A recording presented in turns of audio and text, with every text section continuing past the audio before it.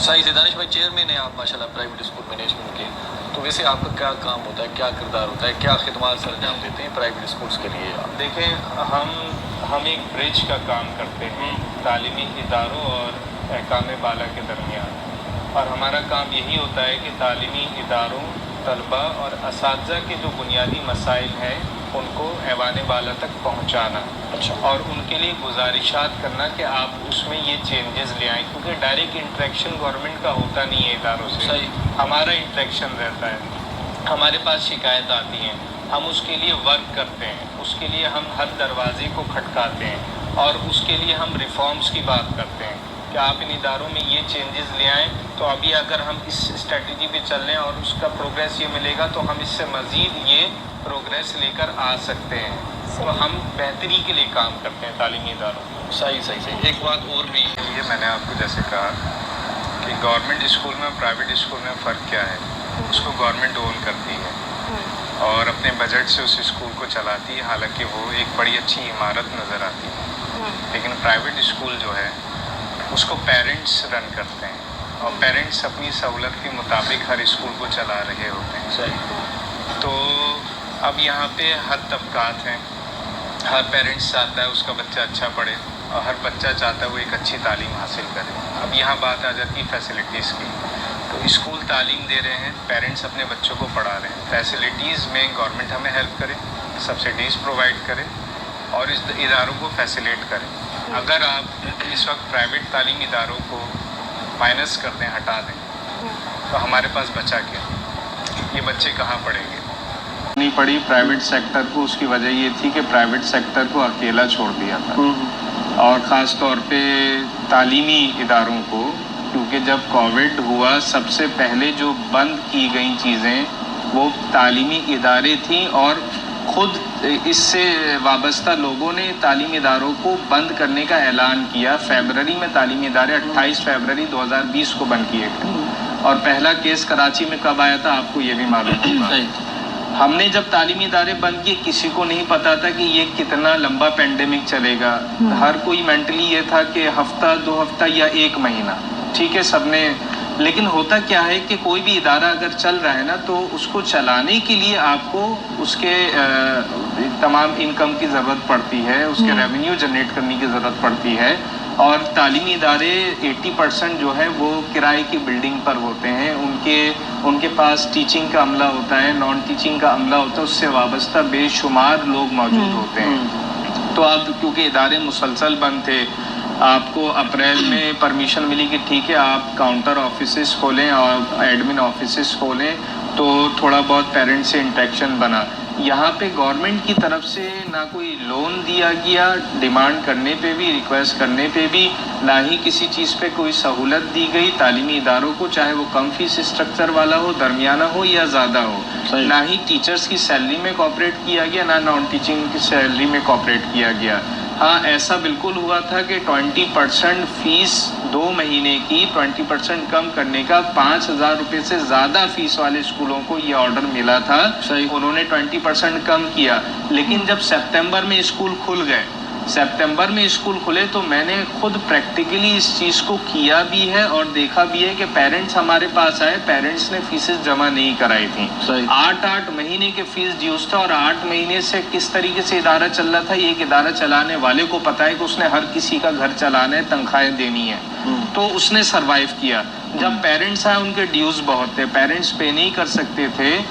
Private sector نے، تعلیمی اداروں نے خود ان کو فیس میں ریلیف دیا، جتنا ہو سکتا تھا ریلیف دیا، بہت سو کی کمپنسیٹ 50% پہ کیے گئے، بہت سو کے 80% پہ کیے گئے، بہت سو کے 20% پہ کیے گئے، جتنا کر سکتے تھے کر کے بچوں کو واپس اسکول بلایا۔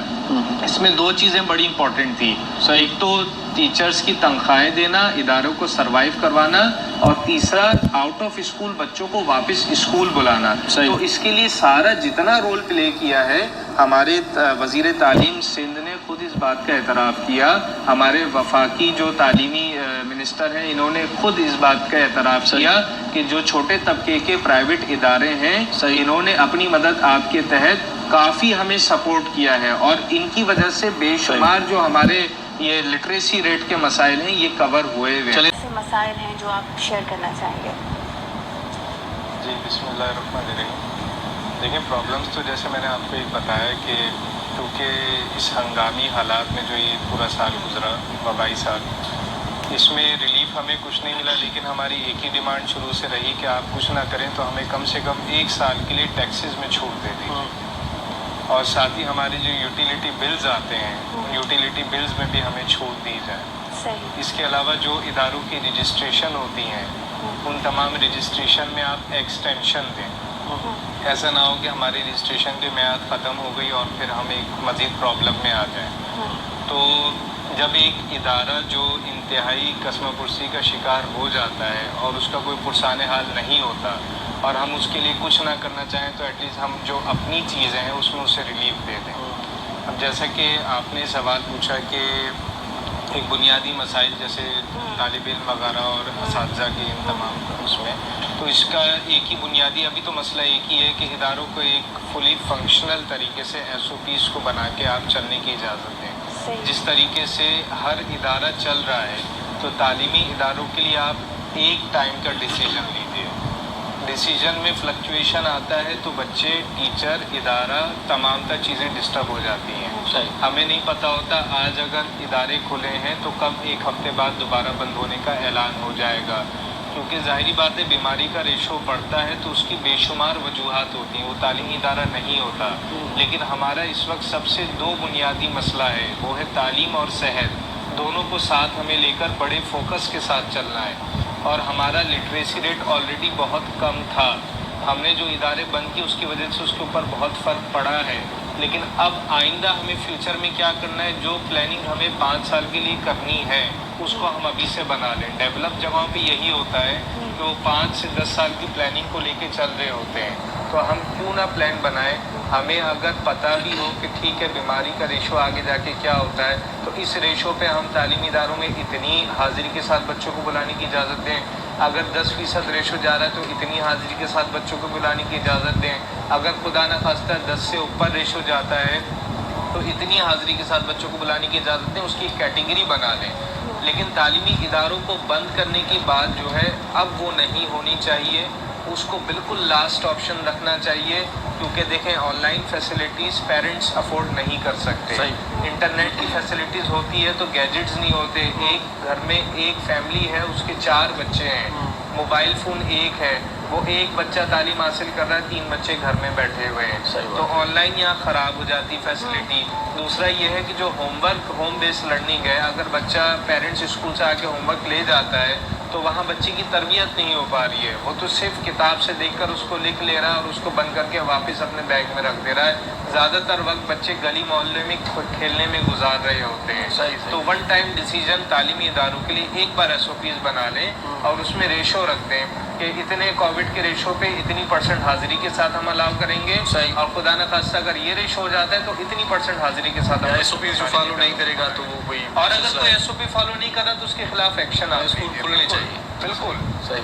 जो इदारा फॉलो नहीं कर रहा है, हम तो एक आम नज़रिए से देखें तो SOPs कहीं फॉलो नहीं हो रही होती। हाँ, अगर फॉलो कर रहा है तो सिर्फ निजी तालीमी इदारा है जहाँ पे SOPs को फॉलो करवा रहे होते हैं। कोई चेक एंड बैलेंस ना भी करे तो करवा रहे होते हैं, अव्वल तो चेक एंड बैलेंस होता है। लेकिन हम अगर कोई वायलेशन कर रहा है तो सबके साथ एक जैसा चलें। जब सबके साथ एक जैसा चल रहे हैं तो तालीमी इदारों को भी उन चीज़ों में पढ़ना। सही से दानिश भाई, चेयर में होना एक बहुत बड़ा टैलेंट है, तो इन तमाम चीज़ों की ग्रूमिंग के लिए अब हमें आगे रिफॉर्म्स में बढ़ना पड़ेगा। इसके लिए प्राइवेट सेक्टर को और गवर्नमेंट सेक्टर को हाथ मिलाना पड़ेगा, क्योंकि प्राइवेट सेक्टर चलता है, पेरेंट्स जो फीस देते हैं, अब पेरेंट्स अपनी अफोर्ड के मुताबिक फीस देते हैं, वो उसके हिसाब फैसिलिटी देते हैं। अगर इसमें गवर्नमेंट पार्टिसिपेट कर ले कि ठीक है हम भी प्लस कर रहे हैं और हम भी सब्सिडी दे रहे हैं, तो वो स्कूल और भी बेहतर तरीके से बच्चों की जो